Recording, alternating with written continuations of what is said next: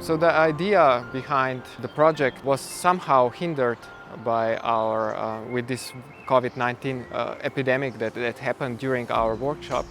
And the intention was then to do what we wanted to do all along, so hands-on experience, doing interventions on site, on this site, which was impossible during the COVID-19 pandemic. So we did a competition, and this competition was intended for a very small intervention.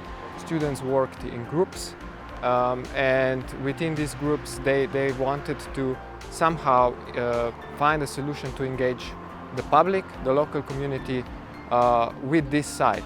So we wanted to encourage students to engage and find solutions, find ideas, sort of brainstorm in this competition, how you can, with very small and limited means, interact with the public and interact with the surroundings and somehow bring attention to this place.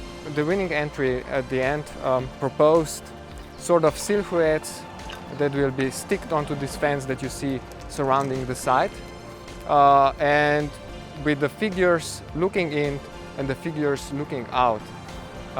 And the idea behind is to raise the curiosity of the public, of the people passing by, to sort of start wondering what is behind the fence, what's this hidden place about, what will happen here, and through this means sort of engage them into a creative thinking, but also bring attention to this site and the initiatives that are happening here.